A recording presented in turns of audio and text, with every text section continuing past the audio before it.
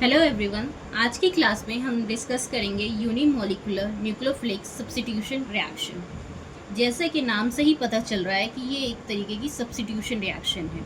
Substitution reactions क्या होती हैं? सब्स्टिट्यूशन रिएक्शंस वो होती है जिसमें हम कोई सा भी मॉलिक्यूल है, समझ लो, सपोज कर लो ये कार्बन है, ये आर है, ये आर डैश है, ये आर डबल डैश है, ये आर ट्रिपल डैश है। इसमें से हम किसी भी एक एटम को या आयन को हम रिप्लेस कर देते हैं किसी दूसरे से, उसको हम सब्स्टिट्यूशन रिएक्शन कहते हैं। सिंस इसका नाम न्यूक्लियोफिलिक भी है तो हम इसको किसी न्यूक्लियोफाइल मतलब किसी इलेक्ट्रॉन रिच स्पीशीज से रिप्लेस करेंगे। इलेक्ट्रॉन रिच स्पीशीज से हम इसको रिप्लेस करेंगे। ठीक है, तो सबसे पहले हम स्टार्ट करते हैं इस रिएक्शन को। जैसा कि ये है SN1 रिएक्शन। ये रिएक्शन जो होती है ये 2 स्टेप में प्रोसीड करती है, 2 स्टेप रिएक्शन। ओके, सबसे पहली बात तो हमें ये पता होनी चाहिए कि इट इज़ SN1 रिएक्शन जो है 2 स्टेप रिएक्शन है। इसके अंदर क्या होता है, जो इसका फर्स्ट स्टेप होता है, स्टेप 1, वो है formation of carbocation. Formation of carbocation. ठीक, जैसे मान लो ये कार्बन है, एक हाइड्रोजन, एक CH3, एक C2H5 और एक ये Br, कोई सा भी एक इलेक्ट्रोनेगेटिव एलिमेंट जिसको हम लीविंग ग्रुप कहते हैं। ये है, इसके अंदर क्या होता है, सिंस ये एक कोवलेंट बॉन्ड है जो कि कार्बन और एक हैलाइड्स के बीच में है, तो जब ये बॉन्ड ब्रेक करेगा तो इसके ऊपर नेगेटिव चार्ज डेवलप होगा और इस कार्बन के ऊपर पॉजिटिव चार्ज डेवलप होगा और ये कुछ इस तरीके का बन जाएगा। यहाँ पे मिथाइल ग्रुप है और यहाँ पे C2H5 ग्रुप है और ये पॉजिटिव चार्ज। अब जो ये कार्बोकैटायन बना है, हमें इसको ये देखना है कि ये कौन सी डिग्री है, 1 डिग्री है, 2 डिग्री है, 3 डिग्री है। तो देखो यहाँ पे जो ये कार्बन है ये फर्दर एक कार्बन और 2 कार्बन से अटैच है, ये सेकेंडरी कार्बन कैटायन है। ठीक है, तो सबसे पहला स्टेप जो होता है SN1 रिएक्शन में वो होता है फॉर्मेशन ऑफ कार्बोकैटायन। ठीक है, और ये कार्बोकैटायन जब ये बना है तो इसकी हाइब्रिडाइजेशन क्या होगी, इसकी हाइब्रिडाइजेशन होती है sp2 और इसकी शेप क्या होती है, ट्राइगोनल प्लेनर होता है ये। ठीक है, और ये जो रिएक्शन है ये स्लो स्टेप, देखो जब भी कोई रिएक्शन जो होती है वो मोर देन 1 स्टेप में जब प्रोसीड करती है तो हम उसमें फोकस ये करते हैं, हमें ये पता होता है कि उसका कौन सा स्टेप जो है उस रिएक्शन का वो स्लोएस्ट स्टेप है। तो इस रिएक्शन का जो ये फॉर्मेशन ऑफ कार्बोकैटायन है ये स्लोएस्ट स्टेप है। क्या है? Slowest step. और किसी भी रिएक्शन का जो स्लोएस्ट स्टेप होता है वही उसका रेट डिटरमाइनिंग स्टेप होता है। क्या होता है? Rate determining step. और इसके अंदर इंटरमीडिएट क्या बना? इंटरमीडिएट बना कार्बोकैटायन। इंटरमीडिएट, देखो मैंने क्या कहा, फर्स्ट स्टेप होता है फॉर्मेशन ऑफ कार्बोकैटायन। कार्बोकैटायन क्या? Electron deficient species. सबसे पहले ये कार्बन है जो कि एक साइड हाइड्रोजन से, मिथाइल से, इथाइल से और ब्रोमाइड से अटैच्ड है।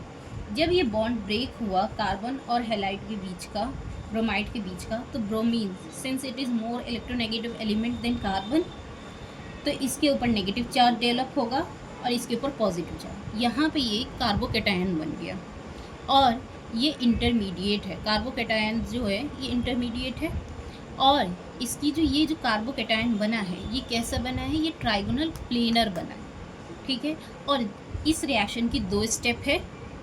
पहला है फॉर्मेशन ऑफ कार्बोकैटायन, दूसरा है न्यूक्लियोफिलिक अटैक। लेकिन जो फॉर्मेशन ऑफ कार्बोकैटायन है ये स्लोएस्ट स्टेप है और किसी भी रिएक्शन का जो स्लोएस्ट स्टेप होता है उसी को हम रेट डिटरमाइनिंग स्टेप कहते हैं। ओके, अब हम बात करते हैं इसकी दूसरे स्टेप की।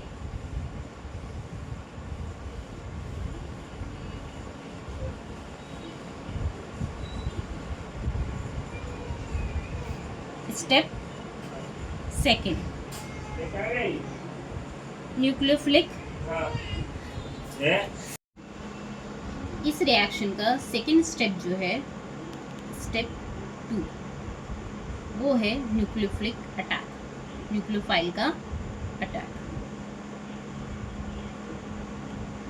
न्यूक्लियोफाइल क्या होती है? न्यूक्लियोफाइल होती है एक इलेक्ट्रॉन रिच स्पीशीज। ठीक है, तो अब देखो, जैसे कि हमने फर्स्ट स्टेप देखा था कि यहाँ पे कार्बोकैटायन बना था, ये हाइड्रोजन मिथाइल ग्रुप और ये इथाइल ग्रुप था, C2H5। ये पॉजिटिव चार्ज था। यहाँ पे एक न्यूक्लियोफाइल आएगा, सिंस ये एक इलेक्ट्रॉन रिच स्पीशीज है, ये अटैक करेगा इस कार्बन के ऊपर और हमारा कुछ इस तरीके का प्रोडक्ट फॉर्म होगा, हाइड्रोजन C2H5 और ये न्यूक्लियोफाइल। ठीक है, और ये जो सेकेंड स्टेप होता है न्यूक्लियोफिलिक अटैक, ये फास्ट स्टेप होता है। क्या होता है? Fast step. जो फर्स्ट स्टेप था फॉर्मेशन ऑफ कार्बोकैटायन, वो स्लोएस्ट स्टेप था और ये एक फास्ट स्टेप है। एक चीज़ जो है वो यहाँ पे ध्यान देनी होगी, ये जो न्यूक्लियोफाइल बना है, ठीक है, ये दोनों साइड से अटैक कर सकता है, फ्रंट की साइड से भी अटैक कर सकता है, बैक साइड से भी अटैक कर सकता है। कैसे देखते हैं? फॉर एग्जाम्पल, जैसे देखो, ये जो ये कार्बन है, ये यहाँ पे ये जो पॉइंट है, इसको ये कार्बन समझो। ये हाइड्रोजन जो है वो ये हाइड्रोजन, ये मिथाइल ग्रुप और ये इथाइल ग्रुप। ठीक है, ये प्लेनर है, ट्राइगोनल प्लेनर। एंगल जो है दो बॉन्ड के बीच में 120 डिग्री का है। ठीक है, तो अब जो ये इनकमिंग न्यूक्लियोफाइल है वो यहाँ से भी अटैक कर सकता है फ्रंट साइड से, और ये बैक साइड से भी अटैक कर सकता है। ठीक है, इस तरीके से। तो इसलिए यहाँ पे जो प्रोडक्ट फॉर्म होता है वो रैसिमिक मिक्सचर होता है। ठीक है, प्रोडक्ट जो होता है वो कैसा बनता है? वो रैसिमिक मिक्सचर होता है, मिक्सचर होता है। ठीक है, अब इसके बारे में कुछ और भी इम्पोर्टेंट पॉइंट्स जो हैं वो हम डिस्कस कर लेते हैं। सबसे पहली चीज़, जो रेट है वो किसके ऊपर डिपेंड करता है? रेट जो है वो सिर्फ और सिर्फ डिपेंड करता है सबस्ट्रेट की कंसंट्रेशन के ऊपर, सबस्ट्रेट के ऊपर। न्यूक्लियोफाइल पे ये डिपेंड नहीं करता, जो इस रिएक्शन का, जो SN1 रिएक्शन का जो रेट है। देखो, याद करो फर्स्ट स्टेप में क्या हुआ था, जो आपका जो एल्काइल हैलाइड है वो यहाँ से ऐसे ब्रेक हुआ था और यहाँ पे एक आपका कार्बोकैटायन बना था। ठीक है, यहाँ पे न्यूक्लियोफाइल का कोई रोल नहीं है, तो ये फर्स्ट स्टेप रिएक्शन है। ठीक है, सॉरी, इसकी जो रिएक्शन है वो सिर्फ और सिर्फ सबस्ट्रेट की कंसंट्रेशन के ऊपर डिपेंड करती है। ठीक है, दूसरी चीज़ कि यहाँ पे जो ये रिएक्शन है वो और किस किस चीज़ से अफेक्टेड हो सकती है, किस किस चीज़। सबसे पहले है nature of living, nature of living. देखो, जैसे कि अगर मैं इस तरीके से समझाऊं तो मैं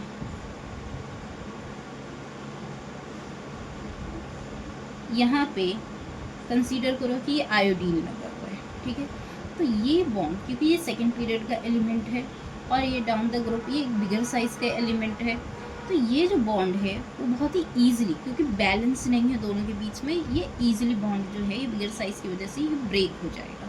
ठीक है, और अगर यहाँ पे मैं क्लोरीन लगा दूँ तो उससे थोड़ा डिफरेंट। तो नेचर ऑफ, अगर लिविंग ग्रुप की हम बात करें तो सबसे ज़्यादा ये अफेक्टेड होगा RI में, सबसे ईजिली ये बॉन्ड ब्रेक हो जाएगा इस कार्बन के बीच में और ये हैलाइड के बीच में। फिर उसके बाद RBr, फिर RCl और लास्ट में RF। ओके, सबसे पहली चीज़। और किस चीज़ के ऊपर ये डिपेंड करेगा? ये डिपेंड करेगा नेचर ऑफ सबस्ट्रेट के ऊपर, कि आपका सबस्ट्रेट जो है वो कैसा है, नेचर ऑफ सबस्ट्रेट के ऊपर।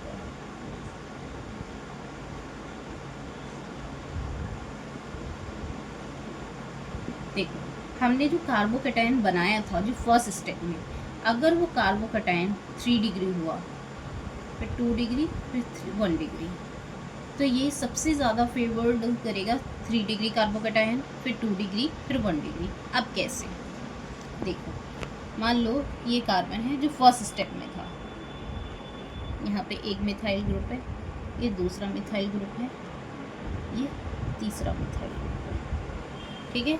और यहाँ पे आपका Br लगा हुआ है, ये बॉन्ड ब्रेक होगा इस तरीके से, यहाँ से ये चला गया, ये आपका कार्बोकैटायन बना। अगर ये कार्बोकैटायन जो है ये आपका 3 डिग्री कार्बोकैटायन है, तो सबसे ज़्यादा ये यहाँ पे ये जो कार्बोकैटायन है ये स्टेबल बनेगा due to hyperconjugation. And I hope कि हाइपर कॉन्जुगेशन के बारे में आप लोगों को पता होगा, ठीक है। फिर उसके बाद अगर हम बात करें, देखो SN1 रिएक्शन जो होती है इट इज़ फेवर्ड बाय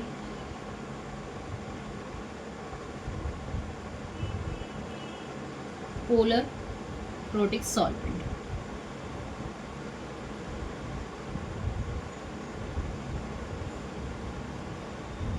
जैसे कि H2O हो गया, ROH हो गया, COH हो गया, ठीक है। ये सारे जो पोलर प्रोटिक सॉल्वेंट्स होते हैं ये SN1 रिएक्शन को फेवर्ड करते हैं, क्योंकि ये स्टेबलाइज करते हैं कार्बोकैटायन को, ठीक है, और हैलाइड को वाया सॉल्वेशन। और उससे क्या होता है, उससे ये जो रिएक्शन होती है SN1 रिएक्शन, इसकी रेट इंक्रीज कर जाती है। अगर हम इसके डायग्राम की बात करें तो देखो, अगर मैं इस साइड वाई एक्सिस पे एनर्जी बनाऊं और इधर रिएक्शन प्रोग्रेस का बनाऊं,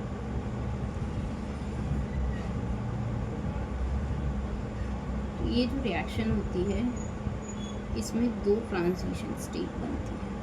ये पहली ट्रांजिशन स्टेट, ये दूसरी ट्रांजिशन स्टेट, और ये इन दोनों के बीच में जो ये डेप्थ बना है ये है हमारा इंटरमीडिएट, ओके। और सबसे जो इन तीनों में अगर मैं कंपेयर करूँ, ट्रांजिशन स्टेट 1 में, इंटरमीडिएट में और ट्रांजिशन स्टेट 2 में, तो इनमें सबसे जो एनर्जी जो मिनिमम होगी वो इस इंटरमीडिएट की होगी। यहाँ पे तो ये सिंपली जो ये R है ये RX प्लस न्यूक्लियोफाइल है, ठीक है। और यहाँ पे जो ये है हमारा R न्यूक्लियोफाइल और ये जो हमारा X के बाहर, ठीक है। यहाँ पे जो ये SN1 रिएक्शन होती है इसमें इन्वर्जन ऑफ कॉन्फिगरेशन नहीं होता, ठीक है, इन्वर्जन ऑफ कॉन्फिगरेशन, ठीक है। इसका मतलब ये हुआ कि जिस साइड से, जैसे ये हमने R और ये हमारा हैलोजन था, जिस साइड से ये हमारा न्यूक्लियोफाइल निकला है उसी साइड से हमारा जो ये है बैक साइड अटैक नहीं करेगा, कि यहीं से ये न्यूक्लियोफाइल अटैक करेगा, ठीक है। अब हम पढ़ते हैं SN2 reaction.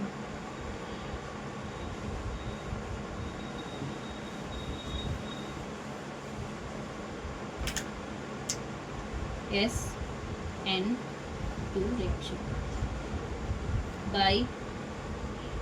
बाइमोलिकुलर nucleophilic substitution reaction. इस रिएक्शन में क्या होता है कि जैसे हमने ये कार्बन है, ये हाइड्रोजन, इधर की साइड भी हाइड्रोजन और इधर हमारा कोई सा भी एलाइड, और इसके जब हम किसी न्यूक्लियोफाइल से रिएक्शन करवाते हैं, सबसे पहली चीज़ कि जो ये SN2 रिएक्शन है ये 1 स्टेप रिएक्शन है। कितने स्टेप रिएक्शन है? 1 स्टेप, एक ही स्टेप में ये प्रोसीड होती है, 1 स्टेप रिएक्शन है, ठीक है।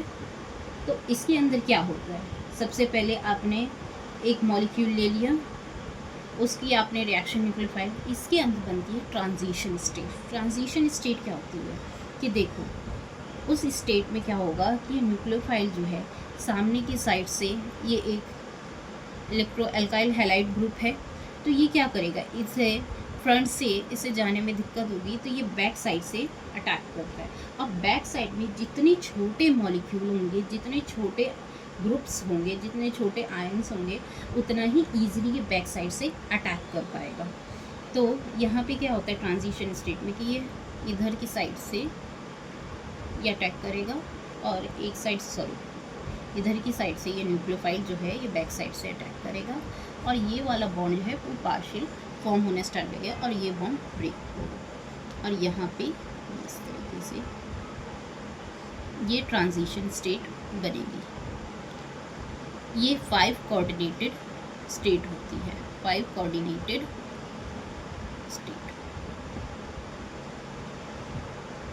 और अगर इसकी ज्योमेट्री की बात करूँ, इसकी शेप की, तो ट्राइगोनल बाई पिरामिडल होती है, ट्राइगोनल बाई पिरामिडल TBP होती है। ठीक, अब क्या होगा फाइनल में, ये न्यूक्लियोफाइल बैक साइड से यहाँ पे अटैक किया, यहाँ पे हाइड्रोजन हाइड्रोजन और हाइड्रोजन। यहाँ पे एक चीज़ देखना कि ये जो लिविंग ग्रुप है वो इस साइड से गया है और जो न्यूक्लियोफाइल है वो बैक साइड से यहाँ पे अटैच हुआ है, तो इसमें कंप्लीट इन्वर्जन ऑफ कॉन्फ़िगरेशन होती है। ठीक है, और दूसरा वाला जो था उसके अंदर रैसिमिक मिक्सचर फॉर्म होता है।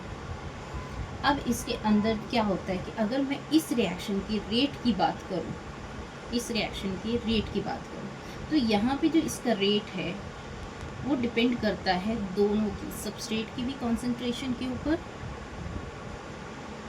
प्लस न्यूक्लियोफाइल की भी कंसंट्रेशन के ऊपर। और इसकी मॉलिक्यूलैरिटी जो होगी वो होगी 2, क्लैरिटी 2 होगी। और इसका जो रेट है वो डिपेंड करेगा दोनों की कंसंट्रेशन के ऊपर, सबस्ट्रेट की कंसंट्रेशन के ऊपर भी और न्यूक्लियोफाइल की कंसंट्रेशन के ऊपर भी।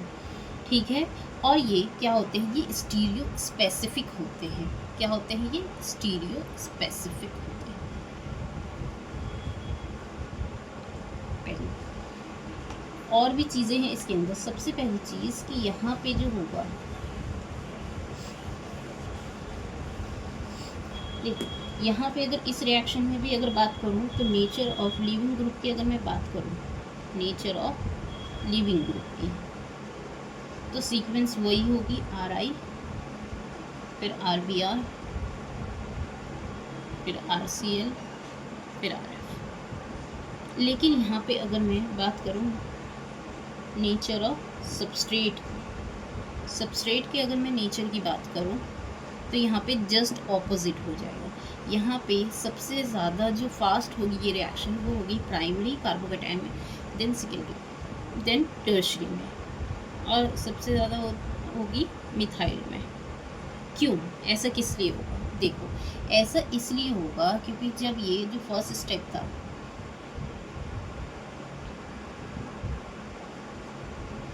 तो इसमें क्या होगा, ये सिंस ये जो हाइड्रोजन एटम्स जो हैं जो इसके साथ अटैच है इस कार्बन के साथ, इनका साइज़ स्मॉल है, तो जो न्यूक्लियोफाइल है वो बैक साइड से ईजिली अटैक कर पाएगा।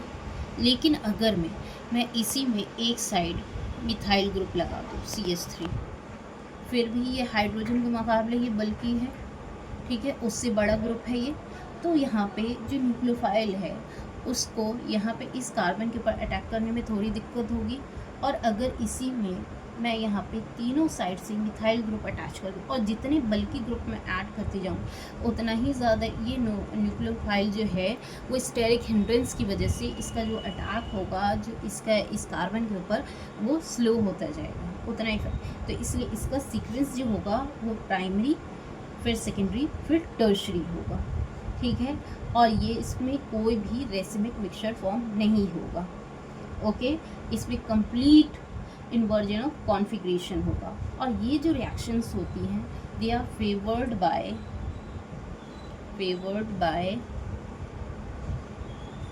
Polar aprotic solvent, polar aprotic solvent.